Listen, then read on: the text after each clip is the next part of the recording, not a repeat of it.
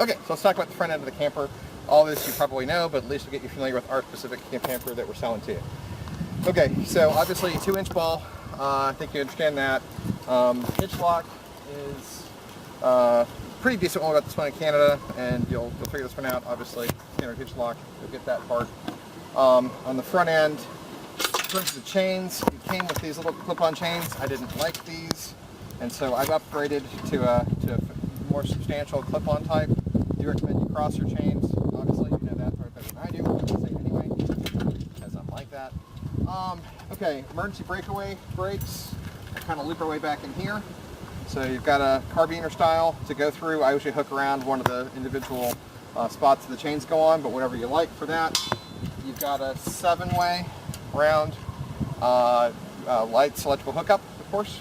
You can convert over to a flat 4 if you want, but I think you lose some capabilities for charging if you do that, so that's up to you. Most states require you be propane off when you're traveling, and you have to have electricity on when you're traveling. Okay, and so the key thing with electricity on is I've added on this particular cutoff switch right here. I don't know if you can see that in the camera or not, but right there. Anyway, so this piece, there's a black knob right here. When it's turned down, the electricity is on. Turning off a couple threads is enough to turn it off. You can test, but it just takes a couple threads to get it. It's a complete cutoff switch. The battery is now electrically isolated, so that helps keep it from draining. I told Amy this on the phone, but I'll repeat it here. The way, and I don't know why, the way the campers are set up is when the sink goes down, all electricity gets cut except for your LP gas detector, which keeps running. Don't know why, but it will suck your battery dead in about a week if you put it in storage or whatever with that running, and then you have a dead battery, and that's bad. Okay, so electricity must be on when you're running, because for when your emergency brakes fire, it uses the power from your battery, obviously, to fire off your emergency brakes. So when you're running, electricity on, propane off. You of course won't get the propane tank per your request, because we're shipping it without it. You can always stop by the house and pick it up, or buy one at Walmart or whatever you want. You can do that. I think that's it for the front. Okay, so let's do the spot of tools that I keep in the front. And so we're getting ready to set up, and so this is the basically the Black & Decker drill, the cordless drill that came with the camper. It's getting kind of older now. It still works, but you may want to buy your own. It's just a regular cordless drill. The magic that makes it work is this 19mm accessory that goes on the front. You can buy others of these. This is a little bit worn, but it still works. The grip right here is a little bit, you have to give it the crunch. Anyway, so this is used as one of the ways to take down the stabilizer jacks, and also to lift the top through some mechanics here in the front we'll talk about in a minute. If this battery doesn't hold up for you, which on long trips I've had to bring a charger and charge it on multiple nights, these are the mechanical tools that work for that. This one is designed for the stabilizer jacks, again a 19mm attachment, although you could use this to lift the top, but it doesn't have as much torque. This is the one that gives you a lot of torque to go in the connections here. I'll show you all 3 of these being used in different capacities to lift the top. So those are your mechanical means if you don't want to use the drill, or can't for that matter. Okay, next, get out tools. You'll see that on the list. This is my tool bag at the beginning. So you'll look through here, see a variety of things. Basically, I've just tried to have some emergency things in here in case you need a small group of tools. So a set of vice grips, a couple screwdrivers, a few odds and ends, a pair of pliers, some electrical pieces, a couple of things in there. Once in a while I have to get in and do a little electrical wiring on something. Nothing at the moment, but just so you're aware of that. That's why there's a lot of connectors inside of here. Correct. This happens to be a socket set, deep socket, and impact driver. And I'm going to go ahead and give you my torque wrench that I use, because when you torque your lug nuts, hit the torque up to 75 foot-pounds of torque, and I got tired of not knowing, and so I just bought one and leave it in the camper, and that's the only reason I have it. So hey, you get a torque wrench, and there's a connector for it. Put those two together, and that's also helpful if you change the tire, by the way. You go with that. I think that's it for that bag. Oh, except for I'm going to give you my tire gauge, which I bought. Technically the tires go to 65 and this only goes to 60, but you can take a pretty darn good guess where 65 will be right above there. If it's on 60, it's too low. That was why I blew the tire in Ontario, because I didn't check. And so this is a honest to goodness Canadian Tire gauge. There you go. And so this is the one I keep dedicated to that. That's over here. Okay, kind of working our way around other things that you're going to see or talk about or see on the list. Leveling. So when you go to level the camper, you got a couple choices. First of all, if you're lucky, you get a site you don't have to level. Or you may be, we have some wind that may come on the microphone, I'm so sorry. If you find a site or find a site that's level, that's fine.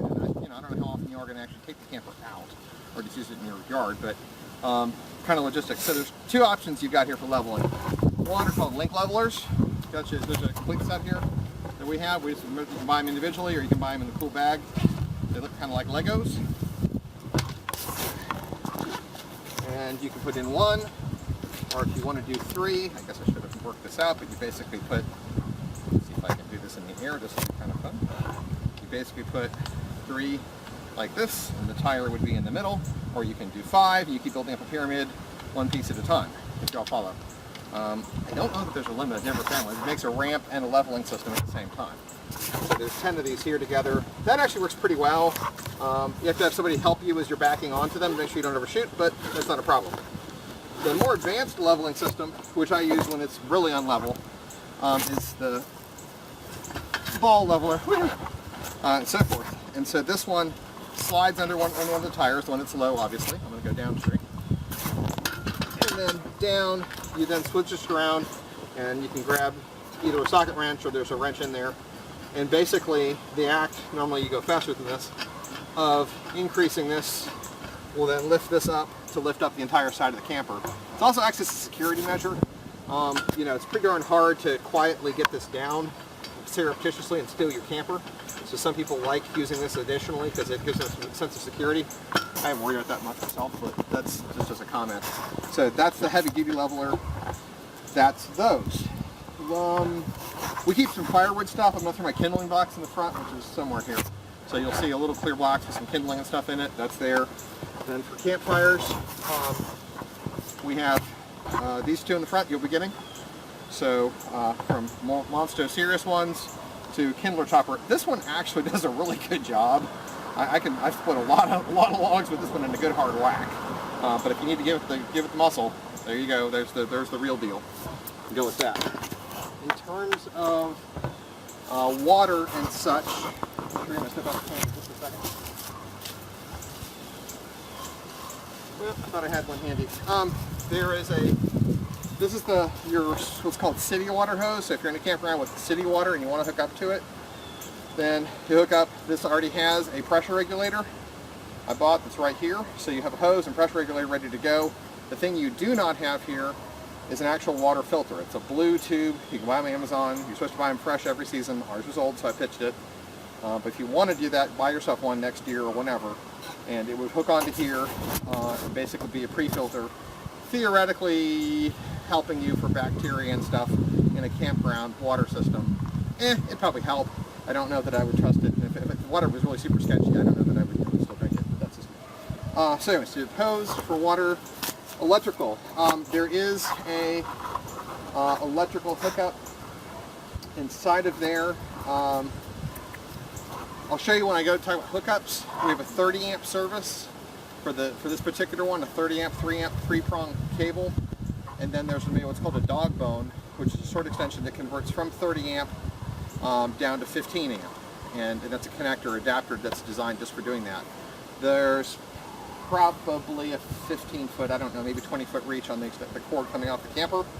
But when we were in Michigan, Fort Wilkins, up at Copper Harbor, Amy, they put the post way on the other side, and so I actually bought an extension cord to go through, so you'll have extension cord in here to do that. Last couple items on this side. If you're boondocking, which is to say you're running without having electrical and water hookups, you're just running off your battery, you might find it helpful to be able to have 12-volt electricity inside the camper during the night. Read as ability to recharge your cell phone, right, or some other electronics, something like that. So how do you do that?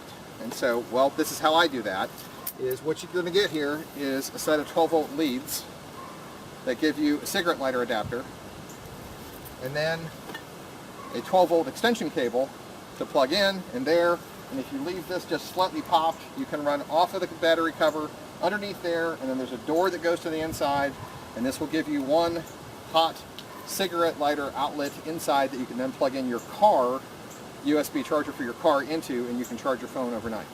Hope that makes sense, but that's what all this mess is. One other item with that is I needed a way to know what my battery level was, so there's a 12 volt battery level meter that I plug in to keep an eye on my battery, see I'm sampling, take a quick peek at it, how am I doing up front, or whatever. You can also use this, and if you have an external multimeter, do that, but this is what I used to know what state my batteries were in.